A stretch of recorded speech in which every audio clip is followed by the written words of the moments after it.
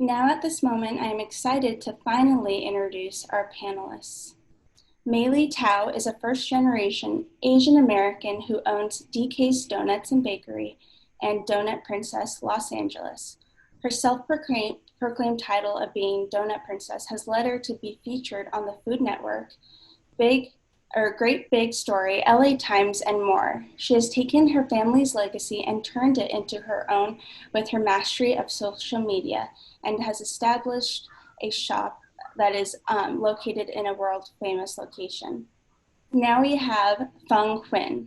Feng is a Los Angeles-based artist and educator whose practice is primarily in drawing, painting, and public art.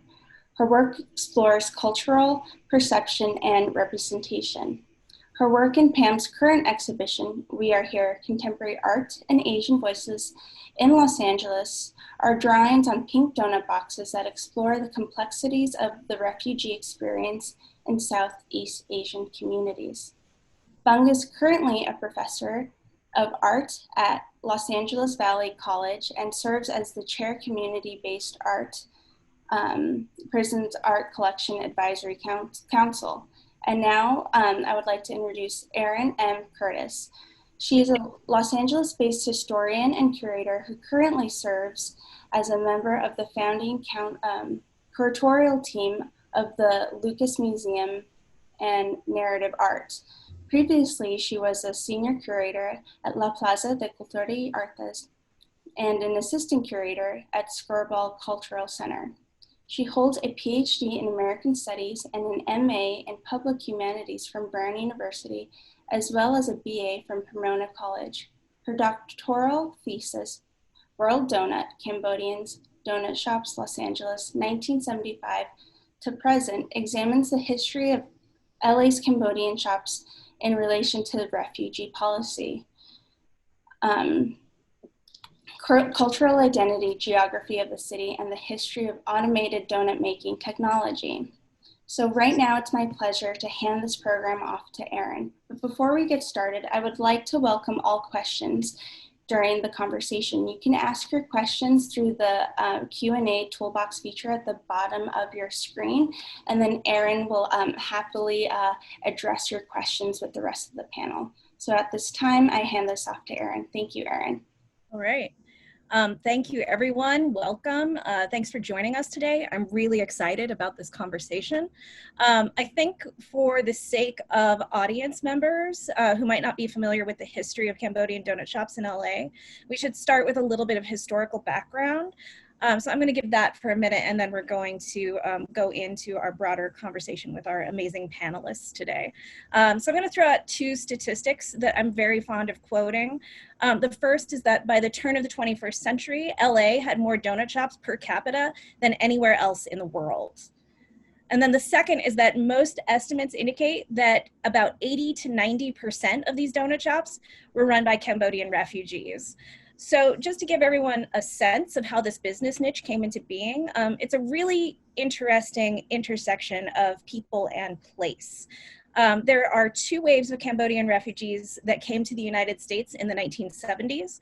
The first arrived in 1975, which coincided with the end of the Vietnam War, but was also in response to the covert bombing of Cambodia and Laos by the US from about 1969 to 1973, and the end of a Cambodian civil war that was fought with backing from the US and North Vietnam on either side, which resulted in the installation of the Khmer Rouge regime.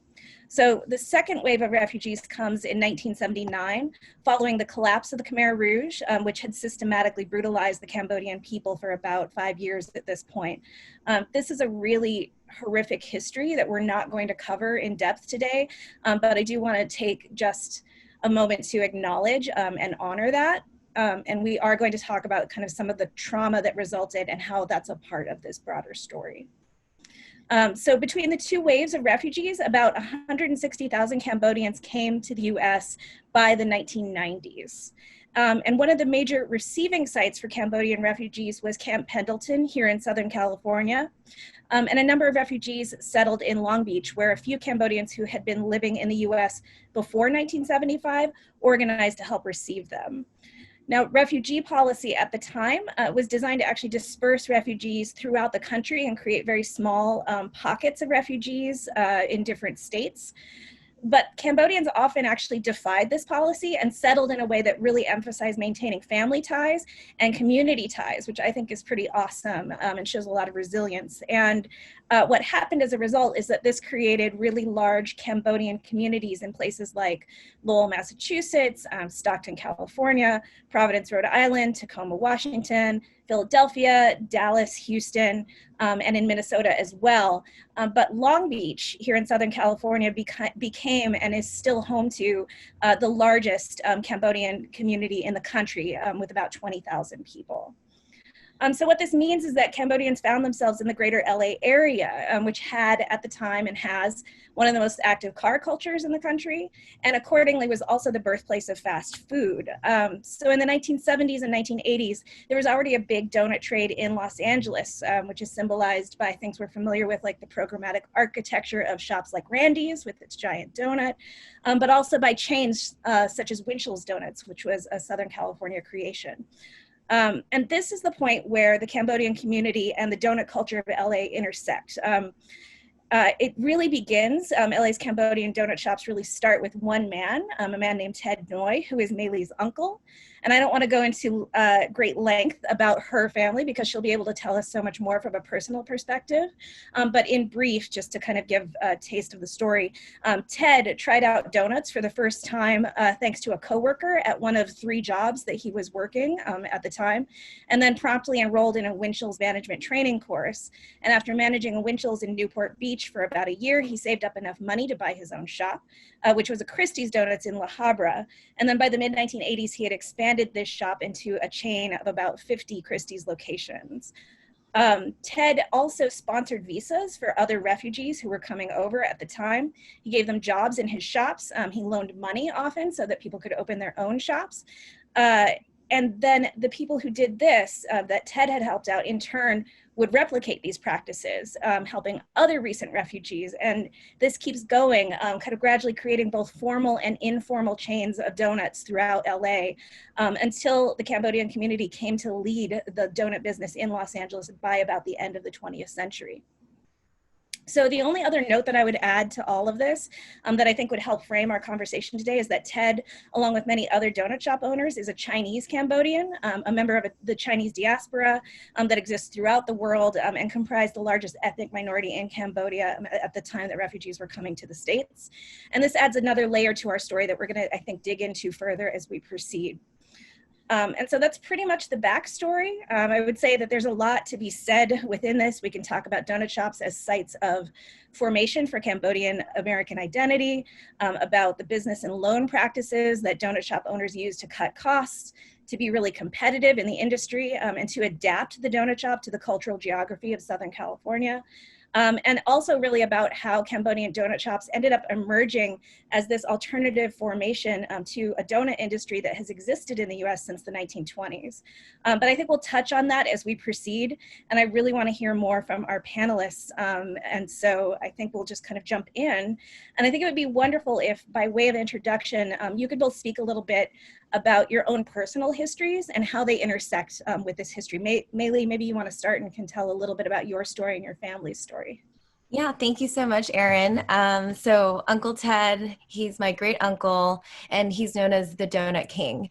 And he's known as the Donut King for that very reason. He would, open up these shops for other Cambodian refugees who would come over, and he would set them up. A little bit about him is, he came here before a lot of the other Cambodians did, and he was able to, as you said, work at 3 different jobs to try to support his family. At the time, he was, staying with a host family with a church. And one day he goes and he tries this donut and coffee combination, and he's never tried anything as spectacular as a coffee and a donut. And he was instantly intrigued, and he went forth and, saved up money and pretty much established this whole system where, he would find out that if a new family's here in town, he would set them up with a donut shop, and he would teach them, and donut shops, I feel like, were so perfect for these people coming over, because these are refugees who have not had an education, have had so much trauma, and they come to this new country where they don't even know the language. And with donut shops, I mean, if you run it, it's really like the men do all the heavy lifting and the baking, and the women are at the front selling. So it's very like simple business that people could get into. And, you know, Ted eventually opened up like hundreds of shops just for Cambodians coming over. My background is Chinese, Cambodian, Thai. So I'm Diju, Cambodian, and Thai. So what that means is my grandparents, they were actually from China, and this small village that actually experienced, you know, great famine and war and poverty. And so they basically came to Cambodia in search of this new opportunity. My parents were both born there. Unfortunately, you know, my mom always says, I was born at the wrong time. And that really makes sense because, you know, when she was a young girl, the Khmer Rouge was happening. And if you guys don't know what the Khmer Rouge is, you know, there's a huge genocide that happened in Cambodia. For a lot of my friends who never even heard of it, you know, I really compare it to like the Holocaust. Just millions of people died due to communist rule, propaganda. I mean, it basically forced millions of people out of their homes, and a huge exodus of cities into these jungles where they were forced to work pretty much for the government, and they were toil the land. Their schedules were insane. The living conditions were not bearable.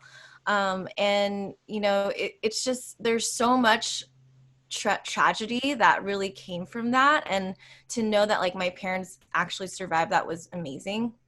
I mean, my mom would share stories with me like, you know, I saw a whole family get buried alive. You know, I was thrown off the top of a mountain with dead bodies and bombs everywhere. In the morning, you know, they would give us like a small bowl of rice for 10 people, and then we were forced to go and work. They separated families so we couldn't be with each other. I mean, there are just so many terrible conditions of the Khmer Rouge. And luckily, my parents did survive.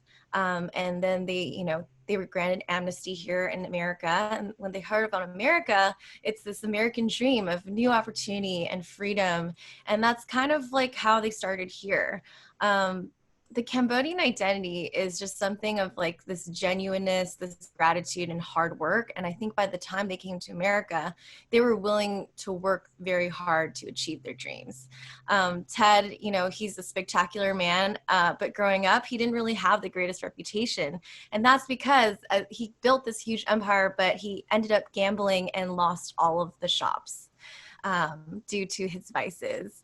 So there's definitely a lot of stories that come with Ted. And but the fact is, you know, he established this for a lot of Cambodian families, and you know, he definitely made history. Awesome. Fung, do you want to talk a little bit about your own story? Sure. Similar to Mei Li, I'm mixed ethnic background as well. On my mother's side, we're ethnically Chinese Dichu as well, which is a small town in southern China.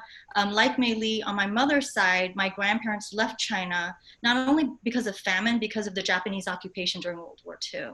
So both my mom and I were born in Vietnam.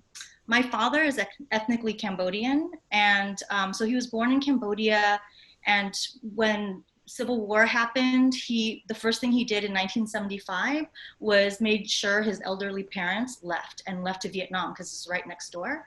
And he was able to falsify documents and on a bicycle bike his way to the Vietnam border where he met my mom. And so the beginnings of our family is based, that whole Southeast Asian area implicates all these countries, you know, Hmong, Laos, you know, Cambodia and Vietnam, and that's the legacy and the experience of our family. And in the 1970s, my father got a boat and took my mom and our whole family, and you know, traveled across the China Sea to Thailand, where we were refugees. So my first baby picture is actually a mugshot at the Thai refugee camp, you know, and it was a Lutheran church that sponsored us to come to the United States. And Aaron, like you mentioned, we didn't end up in Los Angeles or big cities. We ended up in Mount Pleasant, Michigan, which was a very small town. And we were the first Asian family to be there. My grandparents couldn't take the weather. It was really cold. We landed in December and saw snow for the first time and was really in awe. We couldn't eat the food. In fact, my dad's first paycheck, my mom took and bought all the rice at the local market, like all these tiny, tiny bags, not the big, 50-gallon rice bag that we have now. And after a few years, the weather was hard. There was no community, no cultural community, and a lot of bigotry. We were told to leave, to go back to where we came from. And my father heard about this great place called California and told us that's where we're gonna go. We're gonna go there. And I'm grateful for that. So when did your family come to California, Fung? So we came in 1978, right in between the first and second wave. So that's when we came, yeah. Well, thank you both for sharing your own backgrounds. I think it really helps put like a personal face on the history that I was sharing at the beginning, and like kind of helps orient us even more to this story. I really appreciate you both for that. I'm wondering if we can talk a little bit about this idea that we brought up at the beginning of refugee trauma. You've both referenced it quite a bit, and I'd love to hear each of you reflect on how you think it's a part maybe of your own stories and also of the story of Cambodian donut shops in LA.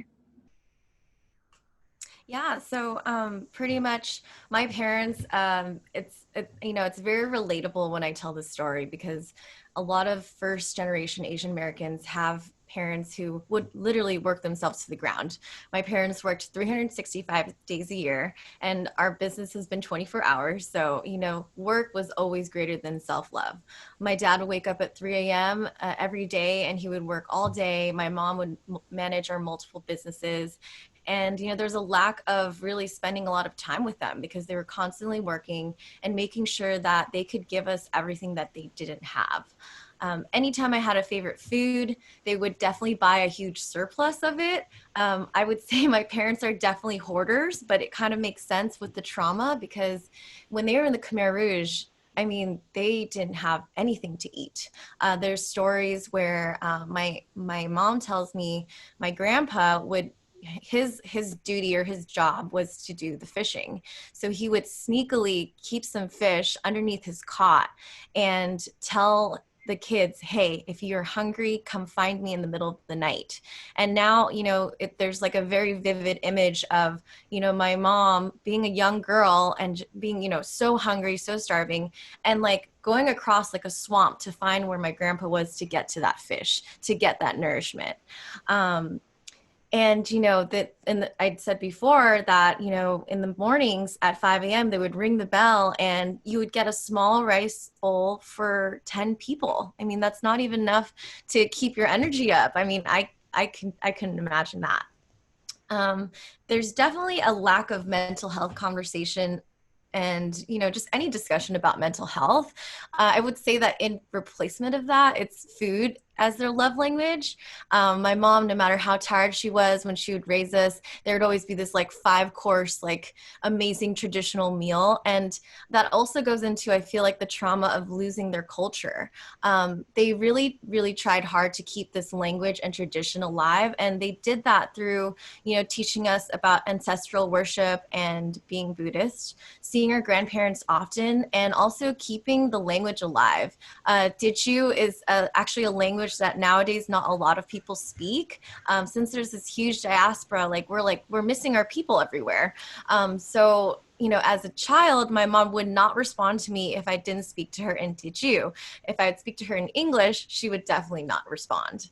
And then they always stressed education because they didn't want us to go through hard work. They wanted us to find better opportunities. So, I went to private Catholic school, and then I ended up going to UC San Diego.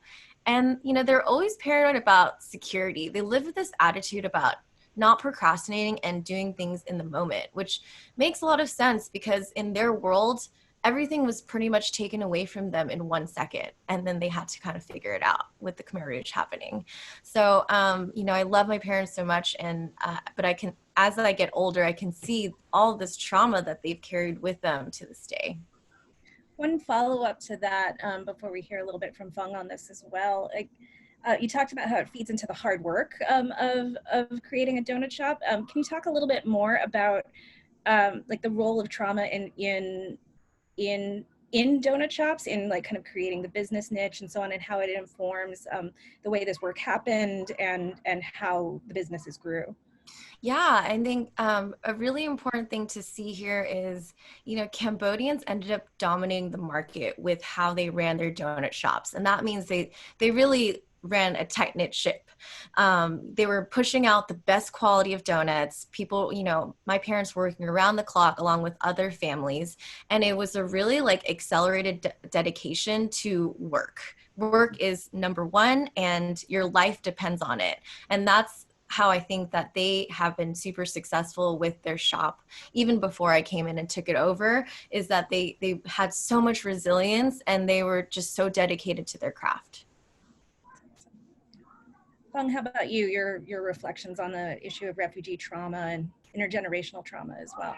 Oh, definitely. Maylee mentioned mental health, and that's, stigmatized because this idea of addressing your mental health and going to a therapist is not embraced in a lot of Asian and Southeast Asian cultures, right? And the other thing is the trauma is definitely passed down.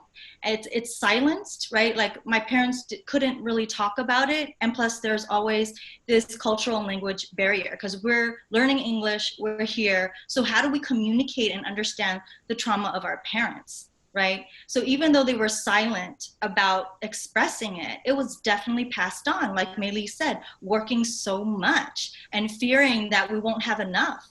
I mean, even to this day, especially with COVID and anti-Asian racism, my parents are like, you have a backpack with your passport and cash, right? That is that refugee reflex. Like you just never know. And, I have to be careful about that because I'm a parent myself and I do not want to pass that kind of trauma to my sons, right? And it's only recently my mom admitted that she had nightmares about being in the boat, lost at sea, for 25 years. For 25 years, she would have, these kinds of nightmares, right? So the trauma is experienced through witnessing violence, rape, and war, but also that dissent is traumatic. That if you dissent to the government, you will experience repercussions and trauma, right? And like Maylee said, we would see family members turn each other in. Children turning their own parents in during Khmer Rouge times, and then when you come to the United States, the trauma keeps going through movies, like I'm re-traumatized by seeing all these damn Vietnam War movies, here in the United States. So there's many layers of trauma, I think, so many layers that we have to unpack. Can you talk a little bit about how that's informed your work, and maybe in particular the work that's in this show that's up at USC right now at the Pacific Asia Museum? Absolutely. I mean, it took me 20 years to finally make work about this refugee experience. And a lot of it was questioning, why would I even make art about it? How is this going to do any justice or repair any kind of damage by making art about it? The trauma works in and of itself. It's this sort of, it's embedded and you don't always see it for what it is. That's really interesting. Yeah. And in the American art market where it's so commercialized, am I commodifying my family's trauma? There's that aspect as well, right? And so what pivoted me to change my mind to make work about this was the Trump administration. With this high deportation rate, the highest ever of Vietnamese and Cambodian refugees, with a very oppressive administration. And then a few years ago, my colleague, she's an older white, female art historian, she gave me this LA Times article about, why donut boxes are pink because of, this legacy of Cambodian immigrants. And I'm like, why the hell are you telling me? I know this. This is what we live. This Maylee and I live this. It doesn't have to be written in the LA Times for it to be legitimized, like pho, right? Great. You all know what pho is, but this is something that, Maylee and I grew up with this,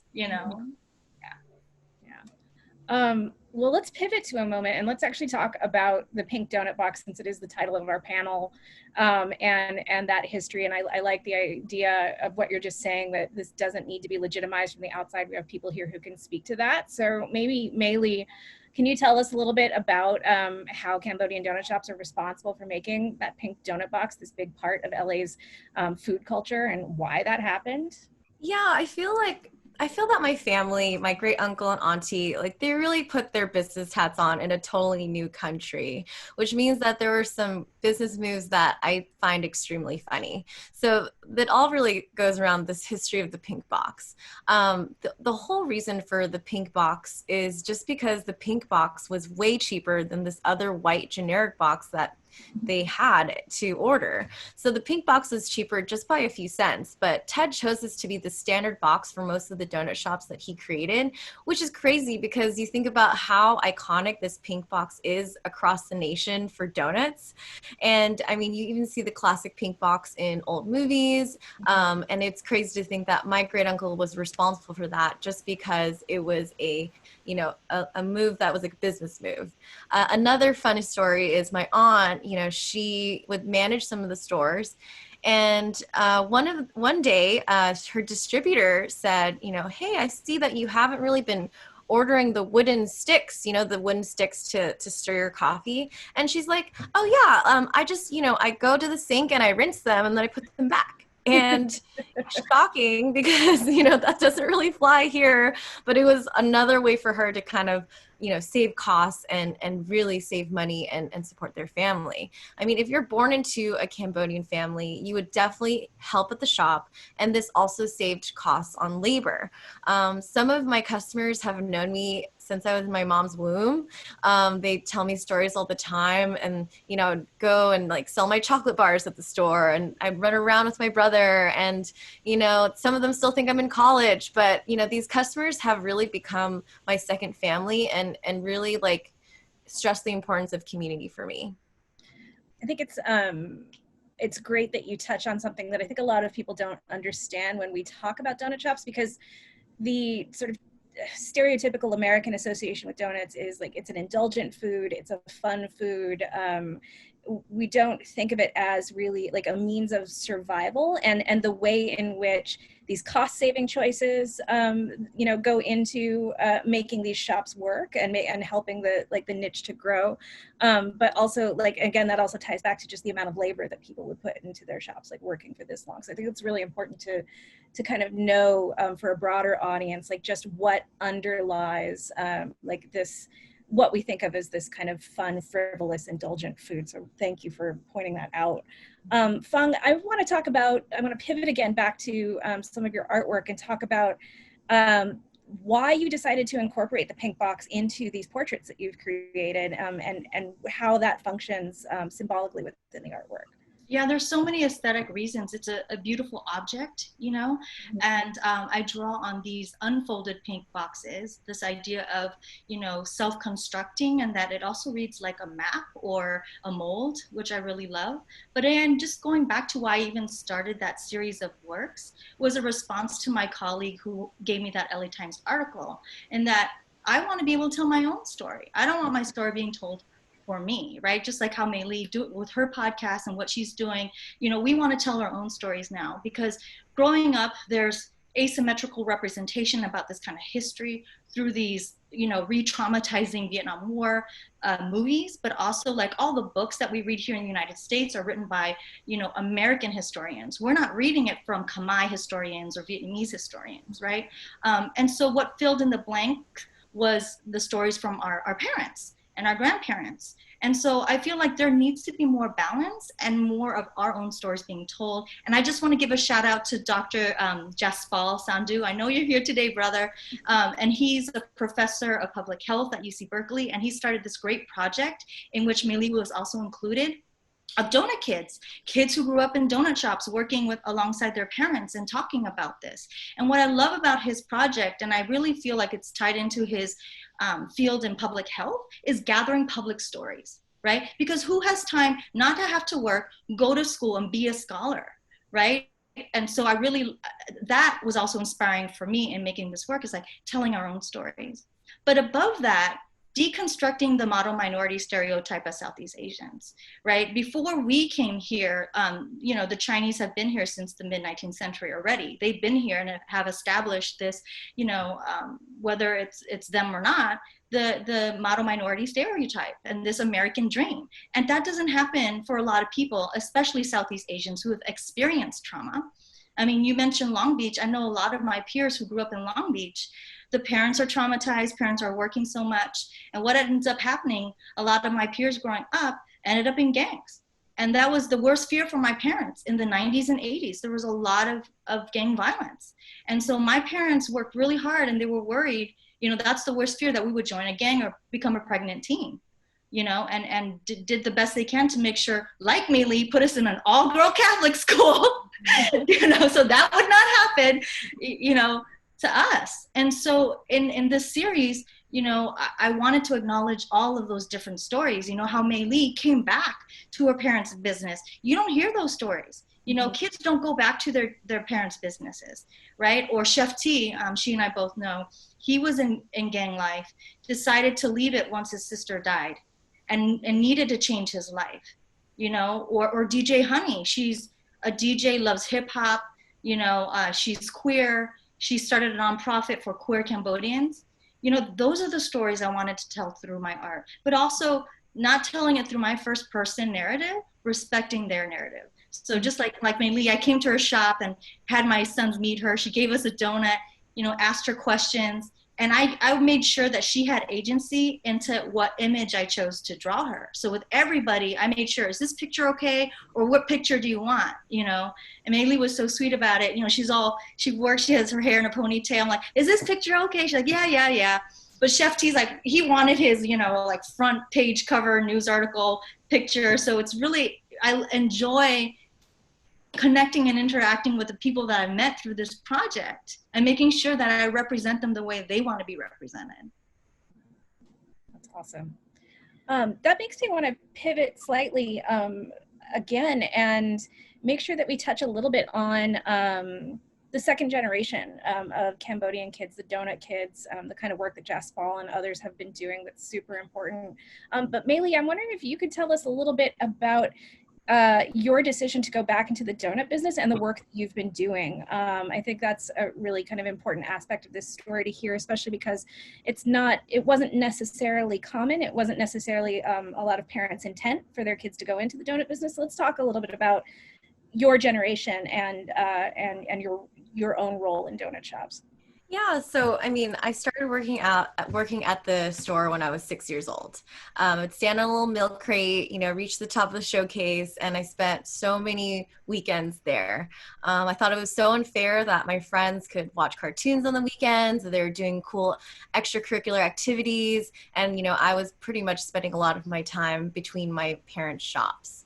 And so when you grow up, you kind of have this like, man, I never really want to do this. And I'm going to work super hard in school so I don't have to do this.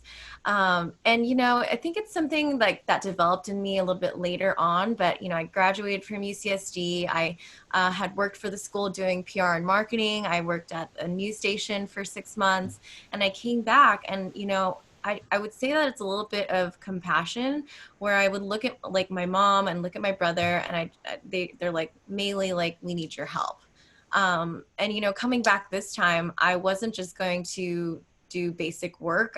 You know, obviously, like I wasn't 6 years old anymore. So I came in with a whole new outlook. And I always knew that, you know, this shop had so much potential and the shop had so much of like the story that I wanted to tell.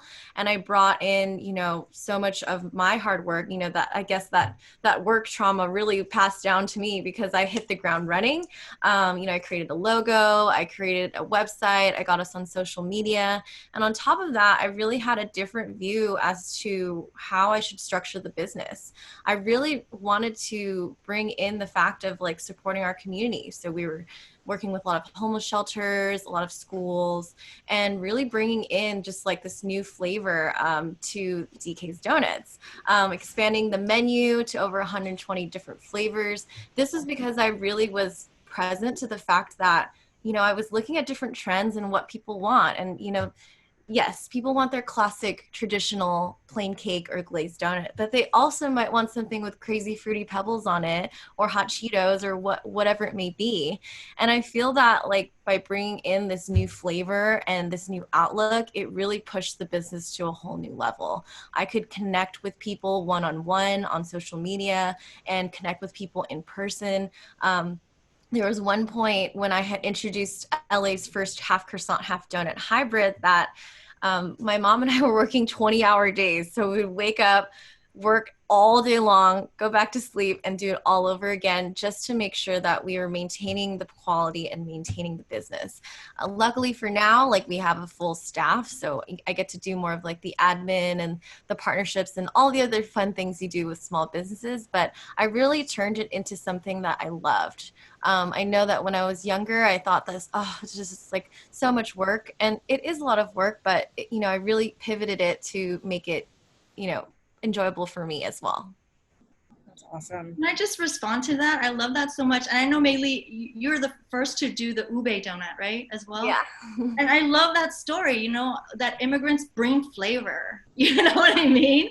Yeah. That there's all kinds of, there's like matcha green tea donut now. There's all kinds, and I love that it shifted from plain glazed, Randy's Winchell's donut to, all of these different flavors. I love that. Yeah, like the ube donuts. So ube is a purple yam, and it's really popular in Filipino culture. But I remember like first releasing the ube donut, and our clientele is majority American, white, and they're like, "What is that?" Like they were first really scared of it, and I was like, "No, like here, try a sample. Like it's really good. It's slightly sweet. It's really exotic," and everybody loved it. And the fact that I could bring in other like Asian style flavors to the shop, like we have a lychee donut, we have that ube donut, the matcha, just like coconuts and sesames. Like there are so many parts of my culture that I love just sharing with other people. And again, that generational trauma, sharing it through food.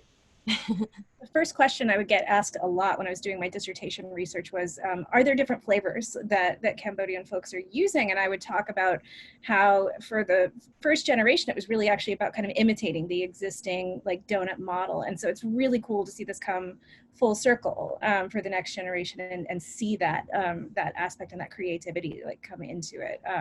That's really cool. Not that there aren't a lot of other aspects of creativity that went into the first generation donut shops as well, like just to keep them surviving and running. But yeah, I want to talk a little bit about kind of step back and think about this business niche in LA of donut shops, how it's changed over time. And I'm wondering if you guys can speak to that a little bit.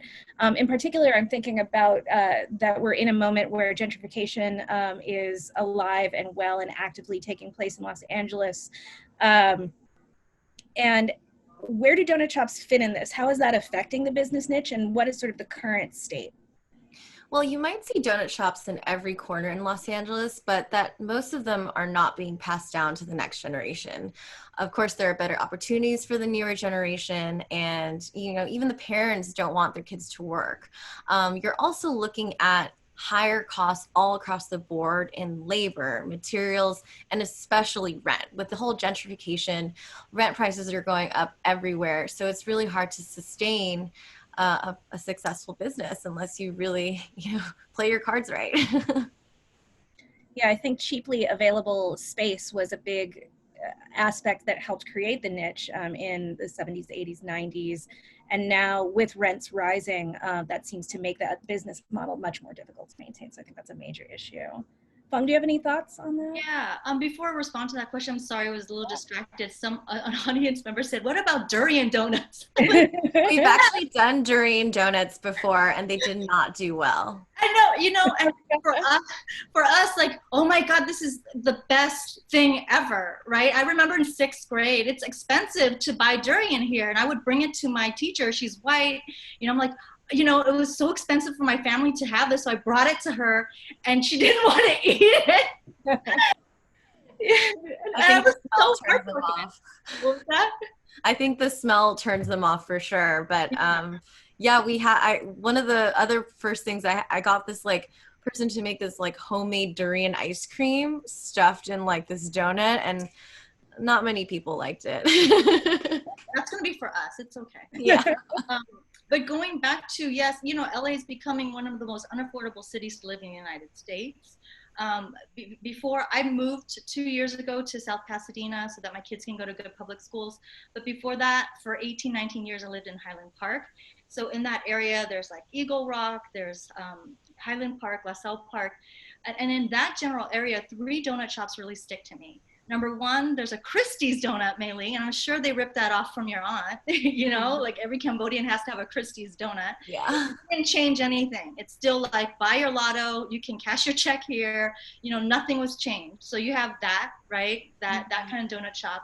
And then you have donut shops like DK Donuts, where, you know, the 2nd or 3rd generation, like Mei Li, rebranded, you know, redid the logo, got Instagram, made it hip, you know? And so those donut shops are doing well in neighborhoods that are gentrifying, right?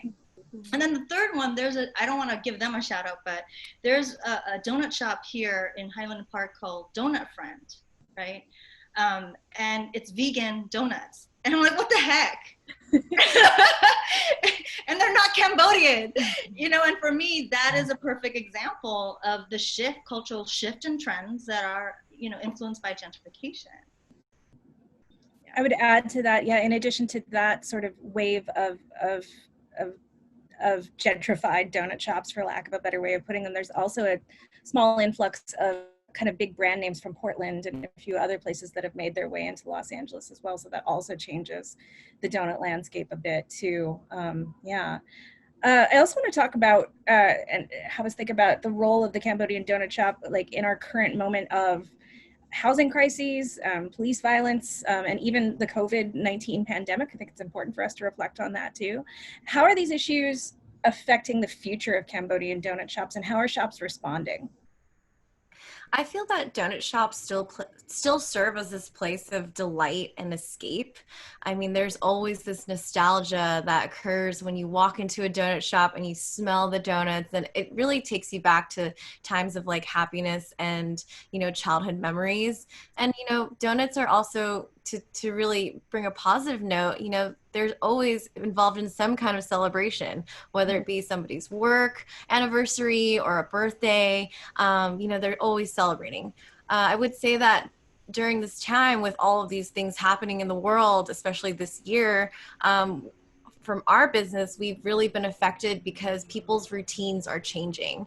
And what I mean by that is, you know, people are no longer on their way to work, grabbing a coffee and donut and then going to work. People are just, you know, work from home. People aren't really gathering in big groups anymore for businesses like these large offices we would cater and movie premieres and whatnot.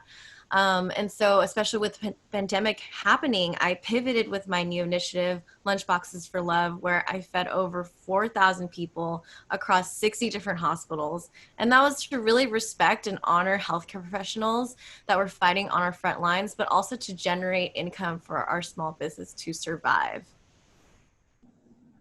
Yeah, my brother has a donut shop in Houston, and, you know, like Lee said, donut shops are a hub for communities to gather. Mm-hmm. And so my brother's business really relied on after school. Like kids after school would come and they would get their donuts, or people on their way to work early in the morning would go. And, you know, Mei Lee, it's not a place where it's just like, okay, buy my donut and leave. There's a relationship. You know, there's community built in these spaces. And now with the pandemic, that's taken away. Mm-hmm. And it's, you know, it's really unfortunate. I think one other aspect, something that I heard over and over again when I was talking with families and people who ran donut shops as part of my research, was also that for homeless people or people struggling with housing, things along those lines, a donut shop for a very long time was one of the cheapest places that you could go and stay for the day. Like you would spend a very small amount of money, maybe $1 or less, to get a cup of coffee and a donut, and you could hang out. And as some of the shops are priced out by gentrification and things like that, that's a really important service that was provided essentially that's also disappearing at this particular moment and is affected by COVID at the same time. That I don't know if we're ever going to recover, because like the newer donut shops that we're talking about aren't going to allow that. They aren't going to be affordable. And I always wonder what's going to happen with that in the future. Let's see. So what do you think the legacy, both of you, of the Cambodian donut shop is in LA, both within the Cambodian community and beyond?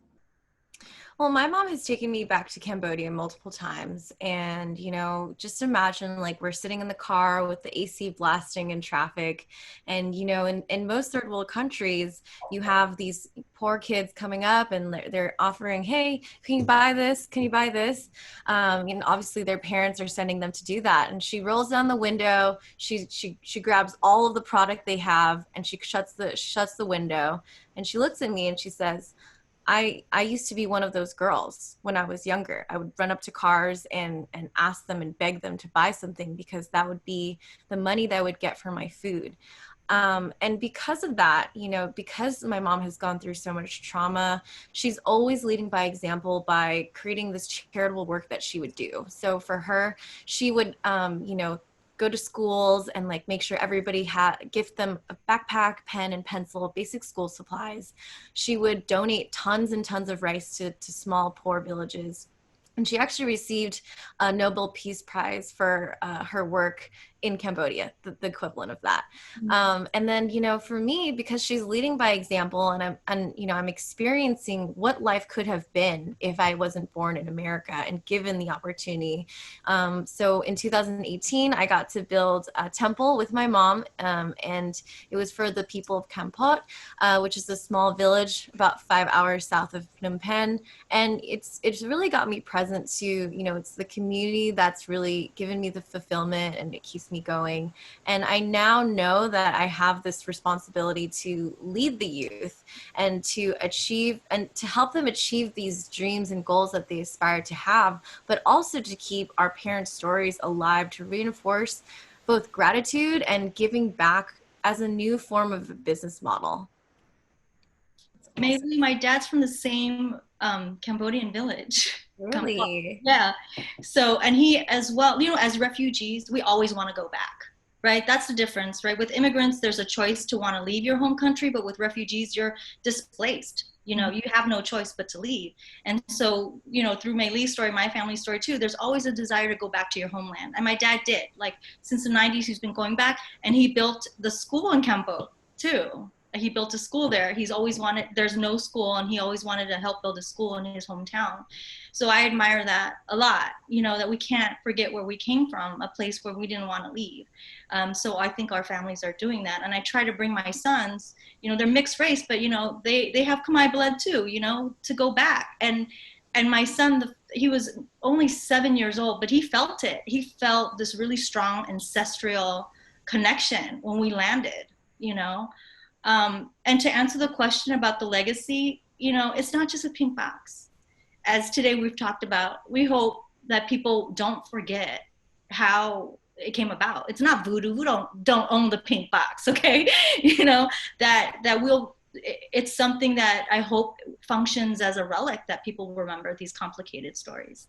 That's really key. It's not the donut, it's not the shop, it's not the pink box. There's no material culture aspect. It's a legacy of people and of community and of survivors surviving, which is so important. Can you talk a little bit, I want to pivot back to your artwork one more time, Fung, and talk a little bit about how you've addressed this kind of legacy in your work and kind of merged it with a more complex vision of Asian American identity. Well, again, I feel like the Asian identity here is so much dominated by Far East Asians, especially Chinese and Japanese, because they're here longer. And I think for people like me and Mei Li, we had to figure it out because there were no Vietnamese, Cambodian, Dichu refugees before us, And so I hope that we are expanding that sort of Asian identity. It's more complicated than that. It's more complicated than the perpetual corner or the Asian model minority. And again, just going back to being a mom, it's like the most important job that I have in addition to being an artist, that I carve out this space for my sons to be able to have room to understand where they came from and where they're going. And like Mei Li said, other people like us, like whenever I meet a Dichu person, I'm like, oh my God, you know what I mean? We're all excited, Yeah. Yeah. Awesome. Well, I think we're going to wrap it up shortly and turn to audience questions. So do please keep sending those questions to Christina, who's going to relay them to us. But I wanted to give both of you the opportunity, just anything else we didn't cover, anything you want to add or say, how we want to wrap up. Let's just take some time and think about final thoughts. Yeah, I think that what I want to leave here is just pretty much some resources, and to leave you guys with a question.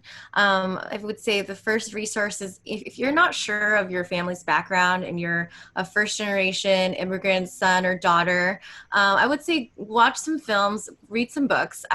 What really opened my eyes and painted that picture was on Netflix. It's called First They Killed My Father. It's directed by Angelina Jolie. I actually watched that with my mom, and she told me, hey, like, whoever produced this movie, this was exactly what it was like to be in the Khmer Rouge. So that's pretty much my first recommendation. I'm going to do a shameless plug here and talk about the Donut King film. Christina, if you want to drop the link in the chat for people, the Donut King film is actually about my great uncle Ted and about my whole family and myself, and just how Cambodian owned donut shops took over LA. It's fun. It's sad at the same time, but it's got so much history, and you should definitely watch this with your parents. Green Witch Entertainment actually purchased the film. We won a few awards at South by Southwest and different film festivals, but unfortunately, due to pandemic, we could not really showcase it in the movie theater. So they provided this link for us, where actually 30% of it will go to our shop as well. So it would be supporting us as well, which we would really appreciate. I do want to write a book about my mom's story next. That's definitely on my to-do list, to really ask her, all these questions that I want to pass down to people who won't be able to, to see her, to listen to her story firsthand. And the one question that I want to leave with all of you is, ask your family members what it was like for their journey to come here. Ask them in detail, because it is an overwhelming story to hear and to tell. Like, my mom would cry all the time when she would tell her story, because she would relive it over and over. But it's really important for us to know that, it's really important to document that, so that your future generations, when we leave this earth, will have something. And I think that's your homework for today. Fong, any final thoughts? Wow, there's just so much. But since we're talking about, I saw that doc, by the way. My whole family and I saw it, and we felt it was really, really good. And it was well produced. There was like a sweet glaze to the way it was treated, but made it palatable to understand, genocide, war, and trauma. For me, the movie growing up was The Killing Fields. Mm-hmm. And the lead is Heng Nor, who's also Teochew Cambodian. He's the first Asian American to win an Oscar, and he's never acted before. So I think just to have, if we took a Cambodian cinema class, and donuts, right, that would be sort of the way to look at it, I guess. Yeah. Great. We have a bunch of questions coming in, so we'll try to get to as many as possible. I did see a small note in the chat. Somebody had asked about, this was Cindy Ben-Dot, also apologies for any mispronunciations. She said, I saw the documentary Donut Dreams way back when, wondering if that was relevant to Erin's research. It was a small documentary called Cambodian Donut Dreams, produced I think in the late 80s, and I did watch it and take a look at it en route to writing my dissertation. So thank you for that memory. And then let's see. First question comes from an anonymous attendee who has a specific interest in Fung's family. It says, all other Viet Khmer families I know are Viet Chinese, Khmer Chinese, or Viet Khmer Krom. Apologies if I'm also getting that pronunciation wrong, because of language. What language did you speak at home? Oh my gosh, we grew up with 7 languages in the house. Okay, so on my dad's side, he spoke Khmer. He was adopted by Chinese parents who are from the island of Hainan. So we spoke Hainan, Khmer, Vietnamese. On my mom's side, Teochew. And then I picked up Cantonese in Chinatown from my peers. And Maylee, I don't know, I had to go to Chinese school on the weekends. So then we learned Mandarin too. So Yeah, all of those. And Spanglish. We live in LA, Yeah, right? So we picked that up too. that's amazing. Second question comes from Karen Lee. How did each of you engage your families to learn these stories, especially when these histories are so tragic and can be very difficult to talk about and bring up? How do you create the space for those conversations? I would say, my mom would, I think she would get triggered. And as I got a little bit older, she would tell these stories and she'd go on like a whole rant and I would sit there patiently and listen. So there were times where she was just unloading emotions and memories onto me. And then, as I started to write a book about my mom, I would just, pop in and just say, hey, you got some time? Like, I'm going to talk to you about this. Like, I'm going to ask you these questions. Like, are you okay with that? And she says yes. Although in her mind, she, when I was talking about making this book years before, she's like, oh man, like there's so many books out there about it. Why do they need mine? I was like, yours is so unique. I mean, there's millions of people on this earth who haven't heard your story. I know it is super traumatic and difficult to bring up. So I would say also, like, as you come up with questions maybe beforehand, things that you've always wondered, or details that you have always wanted to ask, because if you don't ask it now, I mean, people get older, things are forgotten. We don't have a written history pretty much, there was no, the only thing that my grandma had to give to me are just pictures that she had. And that's it. I don't have like ancient artifacts of things from the family. I just have these photographs. And I recently learned that the only reason why we had these photographs was during the Khmer Rouge, when they were forcing them out of their houses, she had buried the frames in the ground and come back for it years later. Oh. So I would say you just gotta be brave and daring and just go ahead and ask them.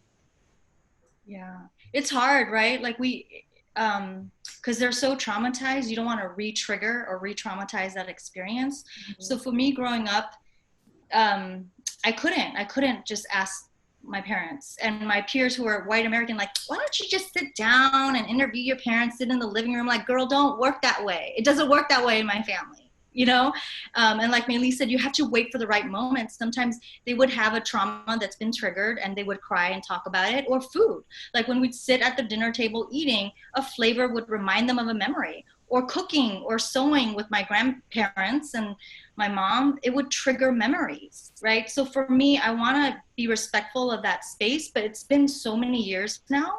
It's been 40 years now that I feel my parents feel solid enough psychically to be able to talk about it in that way. But for many years, it was just giving them that space and allowing them, the time and when they want to share with me. And so I do that with my kids too. Go sit with Akongkong and Ama. Go have dinner with them and listen. Just listen and ask questions. I don't know what to ask. Just sit there and listen. Yeah. Related question coming from Loretta Nam or Nam. How do we help the community members who are traumatized by war atrocities, especially the elders, to process their trauma? What's the best way to go about that? For me, like maybe also tapped into this is ancestral worship. I have an altar at home with my great grandparents and my parents. So for my parents, it's talking to them through their culture that they understand. Mm-hmm. It's not, I tried to take my mom to a therapist. It was very unsuccessful. Okay. And the therapist was Viet too, and she's like, I never want to go back. So the way I deal with it with my parents is prayer, is like setting an altar, acknowledging those who died, because a lot of people, their spirits are not settled, from the war. And so that's how we've dealt with it. That's really beautiful. Maylee, yeah, I definitely agree. You have to kind of speak their language, because, I was born here in America, which is so different in the way that even my mom was brought up. She was brought up in a very like strict household, and there are certain values that are really aligned with culture as well. And so I would say speak their language. If they're really into ancestral worship, which my parents are, you know, it's almost like a way of closure, a way of like connection and closure at the same time, to show respect for what happened in the war. I don't know if there is like a best way, but it's more of like listening to them and just trying to figure out how they're responding, how they're reacting to, you know, their trauma and the conversations that you have with them. It sounds like so much of it is about finding the right moments, and that often those moments are around practice of some kind, either through sharing food or through spiritual practice or the practice of sewing you referenced, Fung, things like that. So maybe just like looking for those opportune moments. Yeah, and it's like, you know, there's certain holidays throughout the year, like Chinese New Year, and then there's also like a Chinese Halloween, very similar to Day of the Dead, where the portal is open and we, you know, we burn like fake money, we burn like fake watches and clothes, and we make their favorite food, we make tons and tons of dishes. And it's around those times where I get the courage to ask, you know, hey mom, like, you know, what did Gong used to do when, you know, he was alive? Oh, like, did you do this? Like, when did you start doing this? You know, I get really curious. And I think that's the best time for me to come up with the questions, because I'm almost like in the zone of like, okay, I'm in the space where I'm respecting my ancestors and where we came from. So, question from Jenny Bond. Hi, Jenny, who recently edited a volume on Chinese restaurants in the United States. So really nice to have you here. She asks, how did you motivate yourself in college to succeed? Did your family tell you family stories, or did they avoid it? Oh my gosh, I was the worst. I told my parents I want to do art. Like, that's the worst thing you can tell your refugee parents. No, I was primed to be a doctor. You know, after high school, I went to USC. I was supposed to be a doctor, and I was taking all these art classes. And realized, I mean, it really took a really hard look, right? That my parents went through so much. So I need to try. I just got to try. And if this art thing doesn't work, okay, I'll be a doctor, you know, but that was my parents' worst nightmare when I told them I wanted to be an artist, just saying. How about you, Maylee? Any? I would definitely say that I was conditioned since I was a little girl to be an overachiever and to always get good grades. I mean, this was like education was like number one in my life. So, you know, that's what I was saying before. They sent me to like these, you know, Catholic school, like UCSG, and I was participating in all the leadership things and really trying to make them proud at the end of the day. Like, that's still one of my mottos is I might not be this perfect what they wanted me to be, but at least I could make them proud and try my best. And also our parents, my parents didn't go past 7th grade. And for my mom, she always loved school, and her parents told her, school's useless on you. You're just going to become a wife and mother. So because of that experience, you know, my parents really motivated us to get a degree. Fantastic. We have a really great question from Connie Lowe. I'm going to kind of just read this whole thing. She says, I had lunch with some Khmer friends a few weeks back at Sophie's, and honestly, what strikes me is the messy discussions that we have when we're amongst ourselves and the clear, clean stories that we present for public consumption. It's fascinating to hear Fung say that our stories don't need to be in the LA Times to be legitimized, but how does that stance align with the way that Fung and Mei Li, as people with platforms, as people USC Pam invites to be on panels, also realistically function as gatekeepers of our stories? I want to speak to this actually from my own perspective, just quickly. As a white woman doing this work, I've had to reckon a lot with the space that I take up and work very actively to kind of, it's kind of like my role on this panel. I'm there to bring out stories if people feel comfortable sharing with me, to facilitate the sharing of other people's stories. My goal today really was to get everybody to hear from Fung and Mei Li. And I've had to really think about making sure that I'm not functioning as any sort of a gatekeeper in this. I just consider my job to be anything that I can do to support the community in telling its own story as much as possible. And that's one of the ways that I personally work with this, but I think the question is being posed to all the panelists. I absolutely don't think I'm a gatekeeper at all. I do have a platform, and I believe that I worked really hard to get to this platform. I had to fight structural racism. I had to fight sexism. You know, I'm an artist, but I'm also a professor at a community college. And I worked really hard to get to that point and was told the only reason why I got my job is because I'm a woman and a woman of color, right? And so now that I finally have a platform, not a gatekeeper, but a platform, I do use it to support the youth, to support the next generation of artists, but also teaching at a community college. I focus my attention on students who are disproportionately impacted. Those are my DACA students, my African American students, my Latinx students, you know, so something that I don't talk about, because right here we're talking about art, but I do a lot of social activism outside because of what I've been through. And I would never call myself a gatekeeper. And since we're talking about USC PAM, it does have a colonial racist history too, and the museum is working on that. Rebecca Hall, the curator, is working on an important exhibition about decolonizing the collection and calling out racism. You know what I mean? So that's how we're using our platform right now. You know, since the killing of George Floyd, I think it's important to acknowledge that we're in a social uprising right now, and I'm part of it, and I'm proud to be a part of it. For me, I feel like these stories of like the raw form, these messy stories that the question had addressed, I mean, a lot of it comes from the Asian culture of you don't really talk about things like that. There's no space that you create for that. You're supposed to be like, how are you? Like, I'm great. You know, everything's great in my world. And now with being able to establish my own platforms, like with my podcast, with my social media channels, with my community, I get to actually tell them how it is raw. And you know, if I were to tell my mom, like, hey, I'm telling everybody this, she would probably have the same reaction of, no, you're not supposed to tell people that. But what she doesn't understand is, number one, it's a way for me to be vulnerable and to share the stories and get related also with people of color who might be going through things like that. You know, I think that it's the Asian culture of just being silent that has really led it to, you know, the LA Times or something to be legitimized for the voice. But, you know, it just goes to show that, you know, we have to give ourselves permission to share and to share from a place of somebody's going to benefit from this versus not sharing from a place of looking good. Mm-hmm. Couple more questions, and I think we're getting called on time a little bit from Rebecca Hall, who you just mentioned. Let's see. Have the success of Cambodian donut shops resulted in Khmer Americans' ability to reinvest in communities and schools in Cambodia? And I think this was spoken about a little bit. All right, let's touch on it again.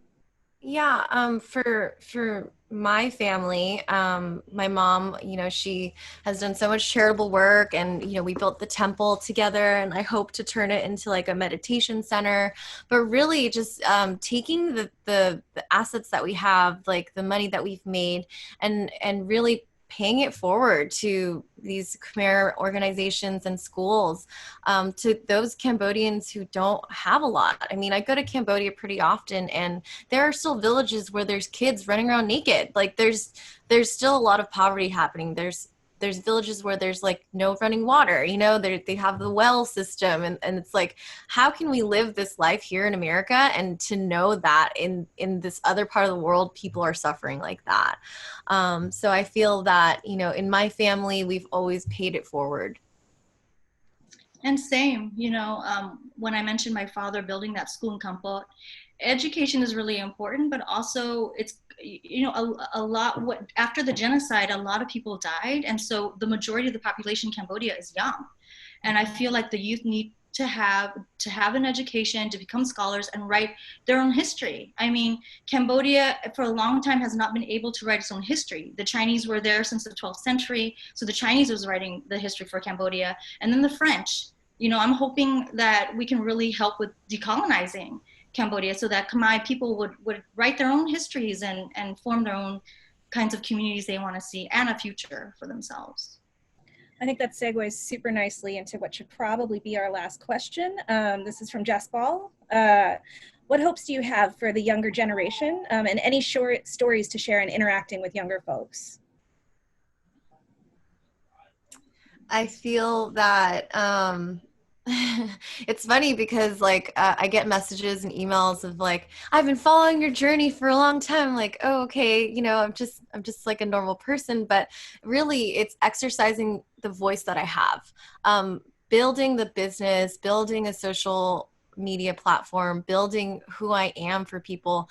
I mean, I hope that the next generation will have the courage to ask their parents these tough questions, to document these stories so that they can be passed down for the future, and to look into helping certain communities where we still deal with racism, where we deal with generational trauma, and providing a safe space to talk about mental health, especially in the Asian community. I think that, what are some hopes to share with the younger folks? Again, you have to speak their language. Is it TikTok? Maybe. Is it Twitter? Maybe. You have to evolve with the languages and the culture of these next generations. And if yelling at them doesn't work, then it doesn't work. You got to find a different way. Hi, Jasper. That's a really good question. It's something I think about a lot as a mom about the future generations. It's really about honoring the past. I think historical amnesia is the most dangerous thing right now.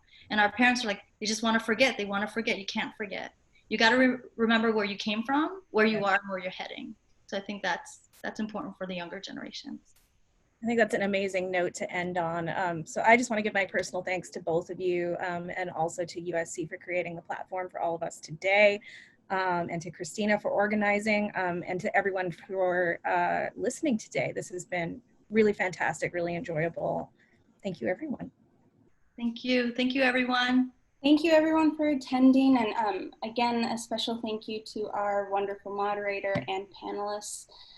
Pam couldn't fulfill our mission without wonderful people like you, so thank you again. Although the current exhibition is still closed, the museum is still closed, we've extended the exhibition for 2 months, so hopefully we'll be able to welcome you back into the museum soon. So I'll be sure to follow up with all the participants via email to let you know when the museum is open again, so you can see this great exhibition and Feng's work in person. So I hope you have a wonderful rest of your Saturday. Take care and stay healthy. Right. Thank you. Ready. Bye.